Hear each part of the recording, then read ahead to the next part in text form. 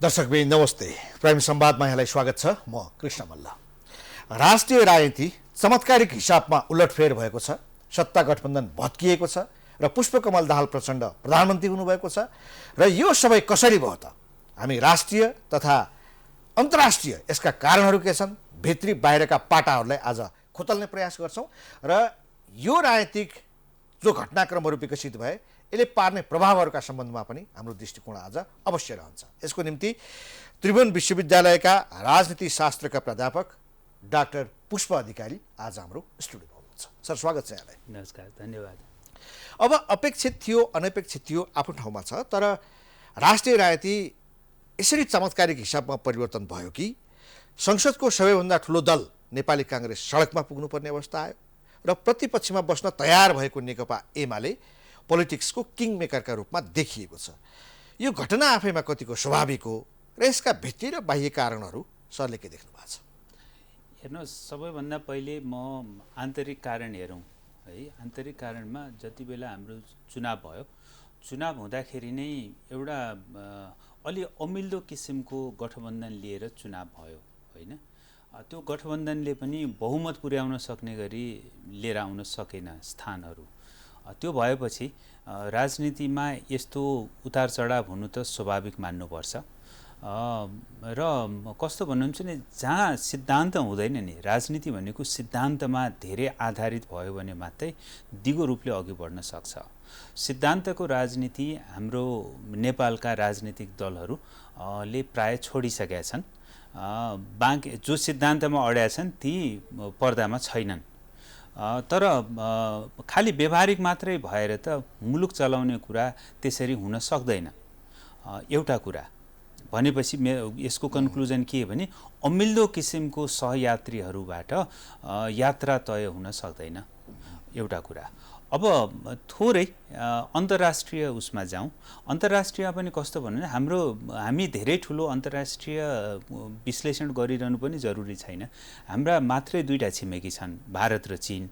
भारत र चीन दुवैसँग सिङ जोड्न गएर त कुनै तेस्रो शक्तिको आडमा तिनीहरूसँग सिङ जोड्न गएर त यस्तो दुर्घटना निम्तिनु त स्वाभाविकै थियो नि। किनभने पहिला चाहिँ नि तिनै शक्तिहरूसँग विभिन्न किसिमका दृश्य अदृश्य सम्झौताहरू गरेर सत्तामा पुग्ने, सत्तामा पुगेपछि चाहिँ नि तेस्रोसँग नारेर जाने, उनीहरूका इन्ट्रेस्टहरू चाहिँ नि एड्रेस गर्न व्यवस्था गर्ने भएपछि त उनीहरूको चलखेल पनि निश्चित रूपमा हुन्छ। किन भन्नुहुन्छ भने अन्तर्राष्ट्रिय सम्बन्ध, खास गरेर नेपालको विदेश नीति त अब धराशायी नै भइसकेको छ है। यो 15-16 वर्षको अवधिमा नेपालको विदेश नीति चौपट भइसकेको छ। यसले अन्तर्राष्ट्रिय रूपमा पनि हाम्रो छविलाई निकै धुमिल बनाइसकेको छ। कालो नै पोतिसकेको छ भन्नुहोस्। धुमिल भने अलि धमिलो धमिलो मात्रै छ। हाम्रो अन्तर्राष्ट्रिय सम्बन्धमा हाम्रो विदेश नीतिले कालो नै पोतिसकेको छ। त्यस कारणले गरेर यहाँ विभिन्न स्वार्थ समूहहरू हावी भएर गएका छन्। ती स्वार्थ समूहहरू चाहिँ नि हाम्रा इमिडिएट छिमेकीहरूको स्वार्थको प्रतिकूल हुन गएको कारणले पनि यो अवस्था निम्तिन गएको जस्तो मलाई लाग्छ। भनेपछि छिमेकीहरूको भूमिका भयो, मुख्यतः भारत र चीनको भूमिका त्यस्तो प्रत्यक्ष रूपमा त केही पनि देखिया छैन। तर सामान्य रूपमा के भन्नुहुन्छ भने यस्तो विषयमा चाहिँ नि अदृश्य चिजहरू नै बढी हुन्छ। अन्डरस्ट्यान्डिङ भनेको त यसो गर्ने है, लिखित कहीँ पनि हुँदैन। ल यसो भयो भने ठिकै छ, हामी यसमा सहयोग गरौँला, तर यो चाहिँ तिमीहरूले हेर्देऊ है हाम्रो भन्ने हुन्छ कि कुटनीतिमा, परराष्ट्र नीतिमा यस्तो चिजहरू बढी हुन्छ। र त्यसकै विश्वासको आधारमा धेरै कुराहरू निर्माण भएका हुन्छन्। र त्यो विश्वासमा घात भएपछि स्वाभाविक रूपमा मौका खोजेर बसिरहन्छ नि सबैले, होइन र? भनेपछि अब उनीहरूको पनि सबैभन्दा पहिलो बधाई भारत र चीनकै आएको छ प्रचण्डलाई। त्यो धेरै साङ्केतिक रूपमा बुझ्नुपर्छ। जुन दलहरूको नेतृत्वका गठबन्धनहरू भत्के, त्यो दलका नेतृत्वहरूले हेर्नुपर्छ उहाँहरूलाई के हेक्का भएन भने जुन किसिमले हामी चलिरहेछौँ त्यो छिमेकीहरूको प्रतिकूल छ। कुनै पनि दिन यही दुईटा बाहेक हाम्रो अरू अप्सन छैन छिमेकमा। यी छिमेकीहरूको प्रतिकूल गएको छ, हामीले त्यो गर्न हुँदैन भन्ने कुराहरू उहाँहरूले हेक्का राख्नु भएन अथवा व्यवस्था गर्नुभयो। त्यसपछि देउबा नेतृत्वको सरकार र त्यो गठबन्धन हाम्रा छिमेकीको हित विरुद्ध थियो। पछिल्लो समयमा त्यस्तै देखियो। खास गरेर छिमेकीहरूको हित विरुद्धमा थियो भन्ने कुराको एउटा ठुलो उदाहरण त एमसिसी नै हो हैन, मिलेनियम च्यालेन्ज कर्पोरेसन नै हो। अब छिमेकीहरूले अलिकति चासो व्यक्त गरेपछि अर्को त्यो स्ट्राटेजिक पार्टनरसिप प्रोग्राम भन्ने एसपिपी भन्ने थियो, त्यसमा नेपालले लामो क्लजहरू राख्यो। अमेरिकाले त्यसलाई इन्डोर्स गर्नुपर्ने थिएन, गरेन, उसले आफ्नै किसिमले अगाडि बढायो। अब त्यसबाट छिमेकीहरू त चिडिए नि होइन र। तर त्यसको एउटा पार्टनर त प्रचण्ड पनि हो नि। सत्ता गठबन्धन बनाउनमा, त्यो सरकार बनाउनमा, एमसिसी पास गर्नमा यी सबै ठाउँमा त प्रचण्डको भूमिका छ। आज उनै प्रचण्ड कसरी प्राइम मिनिस्टर भयो त? होइन, यस्तो हुन्छ हेर्नुहोस्, यो चाहिँ नि ठ्याक्कै तपाईँले सोधे जसै गरी कालो अथवा सेतो भन्ने हुँदैन। राजनीतिमा चाहिँ नि बीचको मार्गहरू नै धेरै हुन्छ। अब जस्तो भन्नुहोस्, हिजोको दिनमा वामपन्थीहरूको अघिल्लो चुनावमा त वामपन्थीहरूको झन्डै दुई तिहाईको हाराहारी, अलिकति केही बढी केही कम होला, 2/3 हाराहारी मत ल्याएर जित्या हुन् नि त। त्यो त्यतिको शक्तिशाली सरकार सायद नेपालमा पहिला थिएन होला, अब बन्छ भन्ने मलाई लाग्दैन। यस्तो किसिमको राजनीतिक माहौलमा निकट भविष्यमा त्यस्तो सम्भावना देखिँदैन। तर त्यो सरकार नटिक्नुको कारण के देखिनुहुन्छ त? कुनै दुई व्यक्तिको मात्रै यो स्वार्थको अथवा अहङ्कारको फल मात्रै हो त? होइन, बाहिरी देखिने मात्रै त्यो देखिन्छ, तर आन्तरिक रूपमा चाहिँ नि त्यति मात्रै होइन, त्योभन्दा पछाडि पनि धेरै छ। मूल प्रष्ट रूपमा भन्नुपर्दा हाम्रो पहिलाको परराष्ट्र नीति भनेको चाहिँ नि छिमेकसँग असाध्यै मैत्रीपूर्ण तर असंलग्न यस्तो किसिमको थियो परराष्ट्र नीति। पढ्दै थाहा हुन्छ। अहिले चाहिँ नि हामी त्यो निरपेक्षताबाट सापेक्षतातिर गयौँ के, हामी एकातिर टाँसिन खोज्यौँ। त्यो पनि पहिला चाहिँ नि टाँसिने मात्रै कुराहरू हुन्थ्यो, पछि हामी टाँसिने होइन, उहाँकै किल्लामा गएर बाँधिने किसिमका सहमतिहरू सम्झौताहरू गऱ्यौँ। के को लागि भने कुनै अमुक दल अथवा त्यो दलको नेतृत्वको यो तुष्टि, आफ्नो चाहिँ नि वैचारिक तुष्टिकरण अथवा आफ्नो सत्ताको स्वार्थ, यसले गरेर कुनै पनि सहमति अथवा समझदारी गर्न नहिचकिचाइकन आउनुभयो उहाँहरू। तर पछि त्यसको मल्लजीसँग मैले केही रकम सापट लिएँ अथवा केही चिज सापट लिएँ भने त्यो एक दिन त फिर्ता त गर्नुपर्छ नि। चुक्ता नगरेका, फिर्ता नगरेका विषयहरू देउबा नेतृत्वको सरकारले के रहेछन् चिन्ह भारतसँग? होइन, चुक्ता गर्ने भने यस्तो कुरा अथवा हिसाब पुरा गर्नुपर्ने, आफूले गरेका प्रोमिसेसहरूलाई पुरा गर्नुपर्ने, के बाँकी रहेछ? होइन, त्यस्तो 1, 2, 3 भनेर त त्यस्तो लिखितमा केही पनि हुँदैन। अब यो त जो व्यक्ति हो उसैले थाहा हुने कुरा हो, जहाँ सम्झौता गरे हो त्यहीँ थाहा हुने कुरा हो। तर सामान्यतया हेर्दाखेरि चाहिँ नि यो राजनीतिक दल विगत केही वर्षदेखि जो सत्तामा गएका राजनीतिक दलहरूले गरेका सहमति, उहाँहरूलाई दिएका वचनहरू चाहिँ नि राष्ट्रहितको अनुकूल चाहिँ नि छैन भन्ने प्रश्न देखिन्छ। राष्ट्रहितको अनुकूल छैन भन्ने प्रश्न देखिन्छ। राष्ट्रहितको अनुकूल भएको भए यो अहिलेको निर्वाचनमा यो दुर्गतिको परिणाम आउनुपर्ने थिएन। चीनसँगको मामिलामा त एसपिपी एमसिसीको कुरो थाहा भयो, भारत रिसाउनुको कारण के रहेछ? होइन, भारतसँग पनि कतिपय कुराहरू हेर्नुहोस्, भारतसँग रिसाउनु पर्ने कारणहरू त एकदम लामो लिस्ट नै बन्छ होला। कहाँदेखि सुरु गरौँ म? अब तपाईँलाई 2052 सालदेखि सुरु गरौँ, जति बेला यहाँ माओवादी जनयुद्ध भनेर चाहिँ नि सुरु भयो। अब के त्यो पछि चाहिँ नि माओवादीका जिम्मेवार नेताहरूले पनि हामी फलानु ठाउँमा बसेका थियौँ, इन्डियामा यसरी बसेका थियौँ, हाम्रो समूह नै त्यहाँ थियो, हामी सबै त्यहीँ बसेका हौँ। के भारतले केही आफ्नो स्वार्थ पुरा नगर्नको लागि नेपालमा सशस्त्र रूपमा आन्दोलन गरिराखेको? देउबासँग रिसाउनुका कारण होइन, मैले एउटा कारण मात्रै बताएको। 2/3 सरकार कसरी ढल्यो र देउबा प्रधानमन्त्री हुनुभयो त? यो कुरा हेर्नुपर्छ। मूल कुरा के अब व्यक्तिको नाम नभनौँ, 2/3 सरकार ढलाएर उहाँलाई कुनै अर्को पार्टीको नेतालाई प्रधानमन्त्री बन्ने हदसम्म ल्याउनको लागि के नेपाली जनताले म्यान्डेट दिया हो त? होइन नि। त्यो जुन कम्बिनेसन, जुन किसिमको कोलिसन फेरि बन्यो, त्यसको लागि त कसै न कसैले त मध्यस्थको भूमिका त खेलेकै होला नि। हो। अब त्यो बिचमा चाहिँ नि के सहमति थियो त्यो त अब हामीले थाहा पाउने कुरा होइन, तर सरसर्ती चाहिँ के हेर्न सकिन्छ भने हाम्रो यो डिपेन्डेन्सी जुन भन्छ नि, निर्भरता हाम्रो धेरैजसो राजनीतिक दल र नेताहरूको लागि अब शक्तिको स्रोत भनेको नेपाली जनता रहेनन् मल्लजी।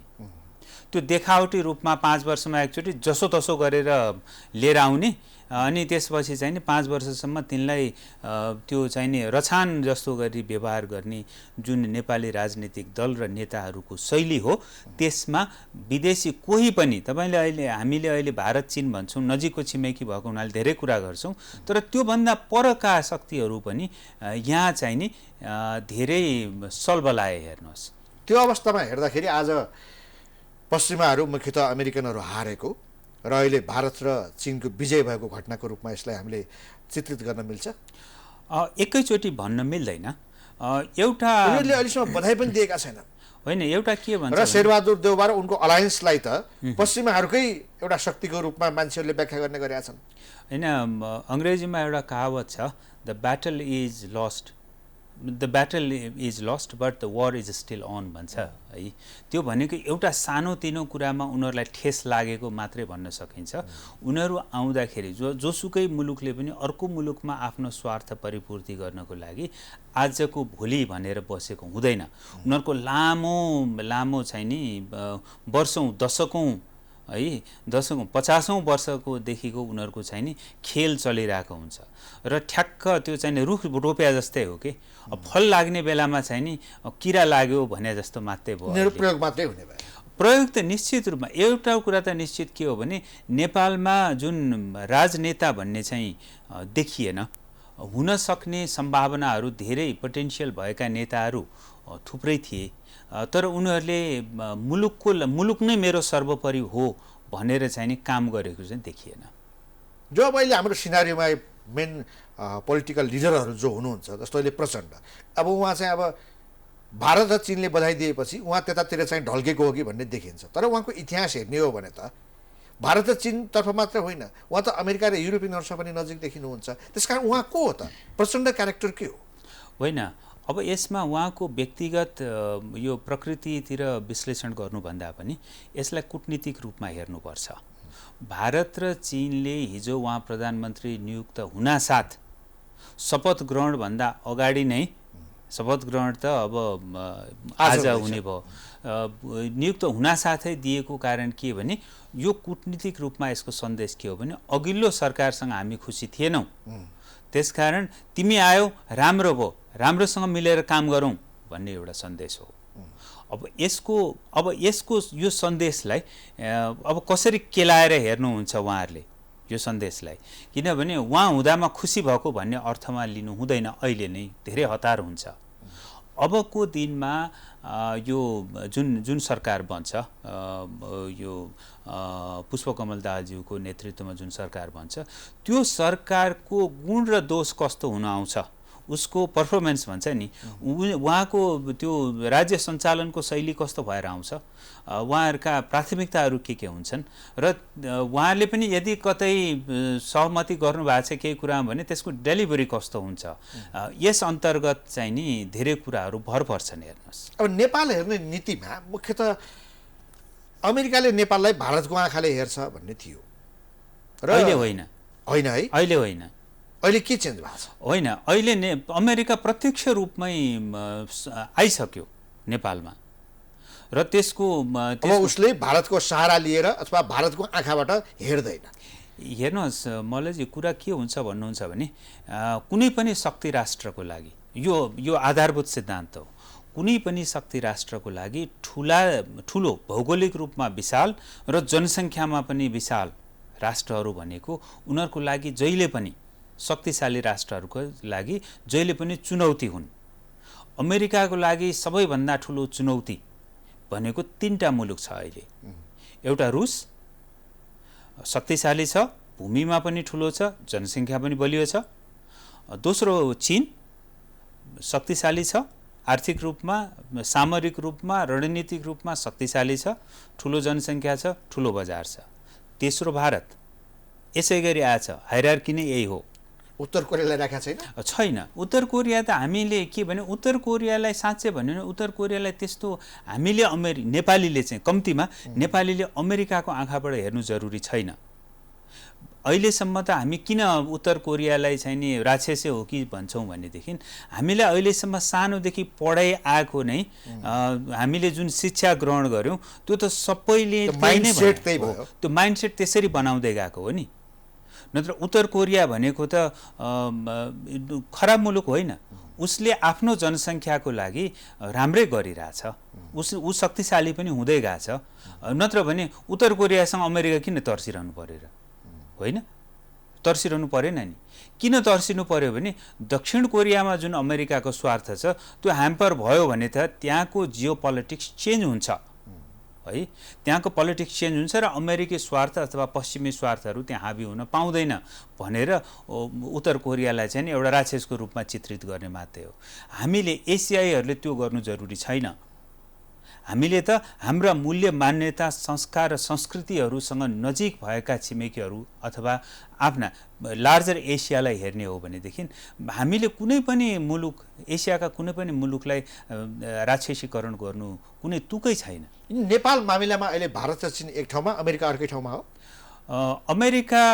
अमेरिकाले जबदेखि भारतको आँखाबाट नेपाललाई हेर्न छोड्या जस्तो देखियो अथवा अमेरिका प्रत्यक्ष रूपमा हामी नै जान्छौँ, नेपालको मामिला हामी नै गर्छौँ सबै भन्ने कुरा त जब अमेरिकाले अफगानिस्तानमा आफ्नो ग्राउन्ड बिस्तारै लुज गर्दै गयो, आजभन्दा झन्डै 10-12 वर्ष अगाडिदेखि सुरु गरे हो, सेना नै पुरै फिर्ता लगेको त 2-3 वर्ष जति त भन्यो होइन। नत्र त्योभन्दा अगाडि उसले 10-12 वर्ष अगाडिदेखि नै अफगानिस्तान छोडेपछि कहाँ त अफगानिस्तानमा किन पसेको अमेरिका त्यो हेर्नुपर्छ कि। रुसको कारण मात्रै होइन, रुस पस्यो तर अफगानिस्तानमा अमेरिकाको स्वार्थ जुन लार्जर एसियालाई चाहिँ नि उसले आफ्नो अनुकूल चलाउने चाहिँ नि स्वार्थ जुन छ त्यसमा केही खलल पर्ला भनेर न हो अमेरिका त्यहाँ आएको। नत्र अमेरिकामा अफगानिस्तानमा अमेरिकाको प्रत्यक्ष स्वार्थ त केही पनि देखिँदैन।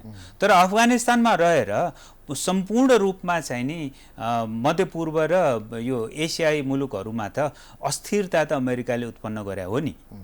र अन्तिममा त्यही तालिबानलाई नै सत्ता जिम्मा लाउनु रहेछ र तालिबानको त केही पनि परिवर्तन भएर आइन्छ भन्ने त यो 2-3 वर्षमा देखियो भने अमेरिकाले त्यसको क्रूर भएर आएको छ।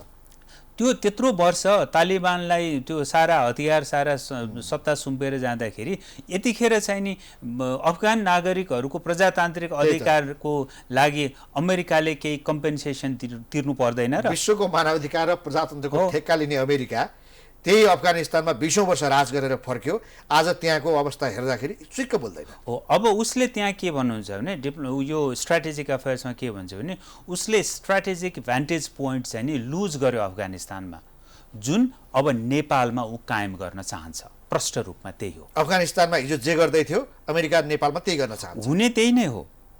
यसको लागि गणतन्त्र आयो, यसको लागि राज संस्था विस्थापित भयो, यही कारणको लागि हो। यही 10-15 वर्षको पिरियड। नेपाललाई अफगानिस्तान बनाएर अमेरिकालाई के फाइदा छ? होइन, यसो नि दुईवटा सबैभन्दा ठुला अब साँच्चै इमर्जिङ इकोनोमी र इमर्जिङ मिलिटरी पावर त्यो त यही दुईटा मुलुक हुन् नि त, चीन र भारत। जस्तो चीन हिजो कमजोर थियो, आजभन्दा 30 वर्ष अगाडि कमजोर थियो। 30 वर्ष पछाडि अमेरिकासँग हो त ल हेरौँ त, ल आऊ त आऊ, तिमी लड्न नै खोज्या हो त, हामी त लड्न चाहँदैनौँ तर न्यू नखोज धेरै भन्न सक्ने अवस्थामा चीन पुग्नु भनेको त त्यो चीनको अहिलेको पोस्चर जुन छ त्यो त अमेरिकाको लागि हिजोको सोभियत सङ्घको भन्दा खतरनाक भयो। त्यो भारतमा एसियाईहरूसँग डिल गर्नलाई अमेरिकालाई निकै गाह्रो छ। भारतमा त्यो दिन नआउला भन्न सकिन्न। अहिले भारत चीनभन्दा अलिक कमजोर छ तर धेरै मुलुकहरूभन्दा भारत शक्तिशाली छ र ऊ अझ मिलिटरीले पनि माथि आयो र अलिकति डोमेस्टिक पोलिटिक्समा अलिकति अझ अलि विकास गर्यो, आफ्नो पपुलेसनलाई चाहिँ नि सन्तुष्ट राख्न सक्यो भने त चीनलाई भारतले अहिले जहाँ चीन छ केही वर्षमा भारत त्यहाँ पुग्न सक्छ, चीन हुन सक्छ। त्यो अगाडिको लक्ष्य भनेको नेपाललाई प्रयोग गरेर भारत र चीनलाई नोक्सान पुर्याउनु निश्चित नै हो। नोक्सान पुर्याउने नभनौँ, भारत र चीनलाई आफ्नो फेभरमा सन्तुलनमा राख्ने भनौँ कूटनीतिक रूपमा भन्दा। त्यो बेला नेपालको सार्वभौम सत्ता, नेपालको अखण्डता, नेपाल राज्य भन्ने चिज त केही पनि रहेन। त्योसँग अमेरिकालाई कुनै मतलब छैन। भूगोल रहने भयो, उस सम्पूर्ण प्रशासन उसको रहने भयो। होइन, त्यो त्यस्तो कुरा, यस्तो नेपालीहरूले जुन किसिमले हाम्रो मुलुक, हाम्रो अब त धेरै नेपालीले भन्न पनि छोडिसके है, किनभने सबैलाई विदेश जान मात्रै छ। तर नेपालको जुन सार्वभौम सत्तासँग हाम्रो पुर्खाको रगत जोडिएको जुन साइनो छ, त्यो साइनो बिस्तार बिस्तार कमजोर बनाउने उसको नीति हो। र त्यो गरेर नेपालीलाई पो नोक्सान हुन्छ त, अमेरिकालाई के नोक्सान हुन्छ? अमेरिकाको लागि प्रति के माया? अमेरिकाको लागि त उसको स्वार्थ महत्त्वपूर्ण हो। नेपाली नेताहरूले दुर्भाग्यवश नेपालको स्वार्थ बिर्सिदिनु भयो, आफ्नो निजी क्षणिक स्वार्थ उहाँहरूले धेरै हेर्नुभयो। अफगानिस्तान सँगसँगै अहिले युक्रेन छ नि, त्यो युक्रेन बनाउने त्यो पनि चर्चा छ हामी कहाँ। अमेरिकाको स्ट्राटेजी युक्रेनलाई जसरी प्रयोग गर्दैछ रसिया विरुद्ध, त्यही किसिमको भारत र चीन विरुद्ध नेपाललाई प्रयोग गर्ने हुनसक्छ। युक्रेनको अलि जटिल छ कुरा, युक्रेनको कुरा जटिल छ हो। अमेरिकाले मात्रै होइन, त्यहाँ अमेरिका मात्रै छैन, त्यहाँ रुससँग हिजोदेखिका त्यो दुश्मनी साधन गर्ने युरोपका पनि केही मुलुकहरू छन्। युक्रेनले त अब रुसको चाहिँ नि क्षेपयास्त्रहरू नै भोगिराख्नु परेको छ। तर सबैभन्दा ठुलो नोक्सान, सबैभन्दा ठुलो समस्या त युरोपमा अहिले जर्मनीलाई छ, होइन? यो कुरा त हामी अहिले कुरो गरेका छैनौँ। त्यसको जुन फल आउट इम्प्याक्ट भन्छ युक्रेनमा जे भइरहेछ, त्यो त सम्पूर्ण युरोपले सफर गरिरहेछ, होइन? अब कहिलेसम्म यस्तै गरेर यो रुसको चाहिँ नि रुस र युक्रेन बीचको यो विवाद जुन छ, यो विवाद अझै 1-2 वर्ष लम्बिने हो भनेदेखि सायद यो पश्चिमा र अमेरिकीहरू बीचको गठबन्धन पनि त्यति लामो जान्छ जस्तो म देख्दिनँ। अब जुन गभर्मेन्ट अहिले हामी कहाँ प्रचण्डको नेतृत्वमा बन्दैछ, प्रचण्ड भने यो गभर्मेन्टले अमेरिकाको जुन स्ट्राटेजी नेपालमा छ अथवा युक्रेन अफगानिस्तान जो नेपाललाई बनाउन खोज्दैछ, त्यो उसको अभियानमा, उसको योजनामा यो गभर्मेन्ट बाधकका रूपमा देखिने हो। त्यसो भए त्यति उत्साहित पनि नहुनुहोस् मल्लजी। के भन्नुहुन्छ भने हिजो एमसिसी संसदबाट त सबै दल, अहिलेका यी जति पनि नेताहरूको नाम लिनुहुन्छ दलहरू, यी सबैले पासै गरे हुने होइन। त्यस कारण यसमा धेरै यसमा चर्चा गरिराख्नुको कुनै तुक छैन। अमेरिकी दबाब यिनीहरूले थ्याक्न सक्दैन, होइन? एमसिसी पासै गरिसकेपछि, पास गरेर पार्लियामेन्टले पास गरेर पठाइसकेपछि त अब त त्यसको त कार्यान्वयनको क्रम मात्रै आउँछ। कार्यान्वयनमा कसरी रोक्नुहुन्छ? सम्झौता गरेर एमसिसी पास गरेर मात्रै अमेरिकाले नेपाल अफगानिस्तान बनाउने हो र त्यसपछि उसका थप स्ट्राटेजीहरू त रोकिएला। त्यो त एसपीपीले ल्याइहाल्छ नि। एसपीसी पास गर्छन् यिनीहरूले? होइन, पास गर्छनको कुरा होइन। नेपालले जेसुकै एमसिसी मूल एमसिसी हो। एसपीपी भने त त्यसको एउटा ब्रान्च मात्रै हो। यसलाई कार्यान्वयनमा रोक्न सक्दैन? कसरी सक्छन्? यसमा कार्यान्वयनमा रोक्नको लागि नेपालले धेरै ठुलो एक्सर्साइज गर्नुपर्छ। यिनीहरूले व्याख्यात्मक घोषणा पास गरेका छन्। त्यो त नेपालले पास गरेर के हुन्छ? अमेरिकाले त्यो व्याख्यात्मक घोषणा हामीले स्वीकार गरेका छौँ भनेको छ र? छैन नि। तिम्रो पार्लियामेन्टले पास गर्यो धन्यवाद मात्रै भनेको छ नि। यो नेपालीहरू नबुझ्ने नेपालीहरूलाई छकाउने कुरा मात्र। हामीले एमसिसी कार्यान्वयन गरेनौँ भने अमेरिकाले हामीलाई के गर्छ? त्यसको हेर्नुहोस्, ठुलो शक्ति एउटा यसको लागि चाहिँ नि एउटा राष्ट्रिय रूपमा नै एउटा बलियो मानसिकता निर्माण गर्नु जरुरी छ। गर्दैनौँ भन्न नसकिने चाहिँ होइन, गर्दैनौँ भन्न नसकिने होइन। यसको लागि त अहिलेको नेताहरूले हिजोको राजाहरूको पालोमा यस्ता चिजहरू धेरै राजाहरूले कसरी अभोइड गरेर पठाउँथे भनेर सिके हुन्छ नि। किन लाज मान्नु परेर? त्यो राजा त आफ्नै मुलुकको हो नि, विदेशी भन्दा त त्यही नजिक छ नि, होइन र? विदेशीका भरमा लागेर लखेट्या होइन र? अब त देखियो नि त, राजा एउटा हुँदाखेरि कतिसम्म सन्तुलनको भूमिका निर्वाह हुँदो रहेछ। देशको राष्ट्रिय अखण्डता, सार्वभौमिकतामाथि बाहिरी शक्तिले हस्तक्षेप गर्न नसक्ने एउटा पावर के रहेछ भन्ने कुरा त ओपनली अहिले भन्नलाई नेताजीहरूलाई गाह्रो भयो होला, तर मनमा त छ नि, सम्हाल्न नसक्या हो भन्ने त देखियो नि। अब यो बिआरआई अघि बढ्ने सम्भावना चाहिँ कति देखिन्छ नेपालको न्यू पोलिटिकल सिनारियोको अनुसार? होइन, किनभने बिआरआई अगाडि बढ्न सकेका छैन, यद्यपि हामीले सिग्नेचर त गरेका छौँ। होइन, सिग्नेचर गरे पनि हामी 10-12 वर्ष त चुप लागेर बस्यौँ नि। हेर्नुहोस्, बिआरआईको समस्या सबैभन्दा ठुलो के छ भने त्यो हामीलाई चाहिन्छ, निश्चित रूपमा चाहिन्छ। तर चीनले पनि बिआरआई नेपालको लागि बनाइदिएको होइन, उसको लार्जर इन्ट्रेस्टमा बनाएको, जहाँ भारतसँग उसको सहमति भइसकेको छैन। जुन दिन भारतसँग सहमति हुन्छ BRI-मा चीनको, त्यो बेलामा BRI सफल हुन्छ, होइन? सायद यो लेभलमा पनि कहीँ भारत र चीन बीच कुराकानी भइरहेको छ, तर BRI सफल भयो भने हामीलाई राम्रो चाहिँ हुन्छ। भारतले BRI स्वीकार गर्यो भने नेपालमा कार्यान्वयनको तह पनि अगाडि बढ्छ। भारतसँग सहमति नभएसम्म त्यो अगाडि बढ्दैन। त्यो यसमा केमा भर पर्छ भन्नुहुन्छ भने, चीनले होइन म नेपालसँग मात्रै राम्रो मुलुक हो, नेपालसँग मेरो छिमेकी हो, नेपालसँग मात्रै भयो भने अहिले जोडिराख्छु, भारतसँग वार्ता गर्दै गर्न सकिन्छ भन्ने होला। भन्ने हो भने चाहिँ अमेरिकाले रोक्दो रहेछ, चिठी पत्र दिएको छ, प्रत्यक्ष भेटेर दबाब दिन्छ BRI अगाडि नबढाऊ भनेर। होइन, त्यो किसिमको दबाब यिनीहरूले कति थिएछन् भन्ने होइन। त्यो त मैले अघि पनि भने नि, नेपालको राजनीतिज्ञहरूको धेरै जसोको चाहिँ नि अनुहार र नागरिकता मात्रै नेपाली भयो के मल्लजी, मन नेपाली भएन। सबैभन्दा ठुलो दुःखद कुरा यो हो। मन नेपाली भएन, धन त हामीसँग पहिले पनि थिएन, तर हामी मगन्ते नै मुलुक होइन, पहिलेदेखि नै होइन, इतिहासदेखि नै हामी मगन्ते मुलुक होइन। हामीलाई त मगन्ते बनाइएको हो, जुन अहिले उत्कर्षमा छ। अब लास्टमा सर, नेपालमा जति गभर्मेन्ट बने पनि, जति बलिया बने पनि, अब अघि नै हामीले चर्चा पनि गऱ्यौँ, 2/3 सरकार न त्यस्तो हिजोका दिनमा बलियो बनेको थियो, न भोलि बन्ला भनेर यहाँले भन्नुभयो। कुनै पनि दिगो रूपमा जाने त्यसको स्थायित्व हुने अवस्था देखिँदैन। तर अब यो जो ओली र प्रचण्ड कोलिसन अरू पनि त्यसमा थपिएका छन्, यिनीहरूको आयु कति देख्नुहुन्छ? कति लामो समय यो जाला, होइन? यहाँले चाहिँ के देख्नुहुन्छ? हेर्नुहोस्, यो चाहिँ नि त्यति धेरै उत्साहित हुने अवस्था चाहिँ म देख्दिनँ। किन भन्नुहुन्छ भने, हिजो जम्मा 5वटा दलको गठबन्धन थियो, होइन? सरकार बन्यो, त्यो पनि त्यति राम्रोसँग काम गर्न सकेका त होइन। अहिले त 7वटा दल घोषित रूपमा छन्, केही चाहिँ नि स्वतन्त्रहरू पनि छन्। भनेपछि के भने, नयाँ खेलाडीहरूको प्रवेश भयो, नयाँ र राजनैतिक रूपमा नौला खेलाडीहरूको प्रवेश भयो। उनीहरूको भूमिका त्यहाँ कस्तो हुन्छ, उनीहरूले कस्तो भूमिका निर्वाह गर्छन् त्यहाँ, त्यसमा नै यो गठबन्धनको भविष्य निर्धारण हुन्छ। हेर्नुहोस्, र थप कुरा के भन्नुहुन्छ भने, हामीले अहिले यसो हेर्दाखेरि वामपन्थीहरूको बाहुल्य भएको सरकार बन्न लाग्यो भन्ने देख्छौँ। तर सबैभन्दा बढी फुट्ने त वामपन्थी नै हुने नेपालको इतिहासमा, होइन? तर पनि अब के भने, सबैले चेतिसक्या होलान्। हिजो 2/3 सरकार नफुटाएको भए हुन्थ्यो नि, त्यो भए एउटा कोर्समा गइसक्यो। आज पनि माधव नेपाल लगायतकाहरू त बाहिरै छन् नि। उहाँको त के 10वटा स्वतन्त्र सांसद होइन, राष्ट्रिय पार्टी नै हुन नसकेको पार्टीको त धेरै चर्चा नै गरिराख्नु परेन। स्वतन्त्र 3टाले त जोइन गरे, 10वटा स्वतन्त्र बाहिर रहे भन्ने त हो नि, होइन र? 3टा स्वतन्त्रले सरकारमा आए, 10वटा स्वतन्त्रहरू बाहिरै बसेका छन् भन्ने मात्रै हो नि। त्यसमा त पार्टी भनिराख्नु परेन नि। जब राष्ट्रिय अस्तित्व त्यसको छैन भने राष्ट्रिय राजनीतिमा त्यसलाई पार्टीको रूपमा गणना गरिराख्नु परेन।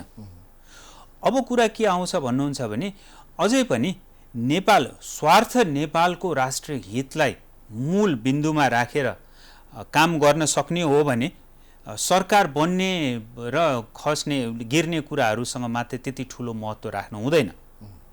भोलिको दिनमा अहिलेको गठबन्धनलाई यदि राष्ट्रिय स्वार्थ र राष्ट्रिय हितलाई सर्वोपरि मानेर अगाडि बढ्ने हो, निजी स्वार्थ र निजी हित अथवा आफ्नो भेस्टेड इन्ट्रेस्ट भएको कुनै समूहभित्र मात्रै नरुमल्लिने हो र राष्ट्रिय अडानमा बस्ने हो भने, यो सरकार त लामो जान्न भन्ने त प्रष्टै छ नि। हामी मध्यावधिमा जानै पर्छ, हामी मध्यावधिमा जानै पर्छ, कुनै अर्को उपाय हुँदैन।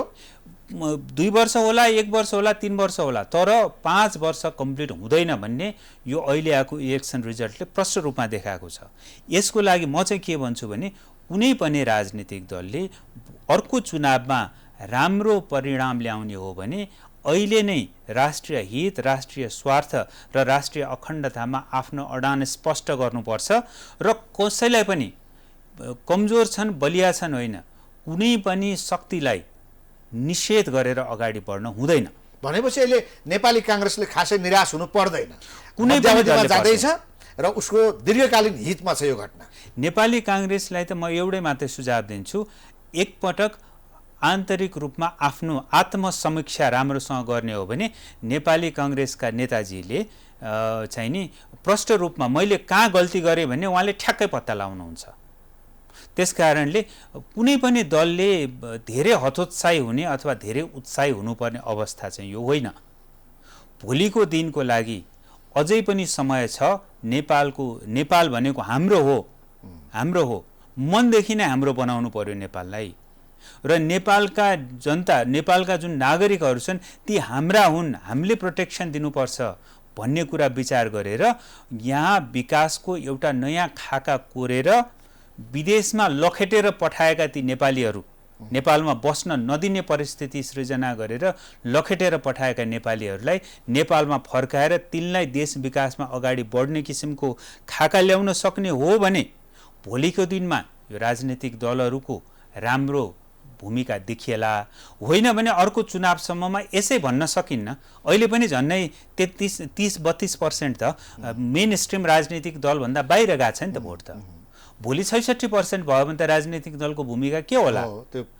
यो चाहिँ आजदेखि नै उहाँहरूले चाहिँ नि विचार गरेर, सोच विचार गरेर, मूल कुरो कुनै पनि दल कसैलाई पनि निषेध गरेर अगाडि बढ्नु हुँदैन, यो विचार गर्नुभयो भने आगामी दिन राम्रै होला। हस्, धेरै धन्यवाद। धन्यवाद।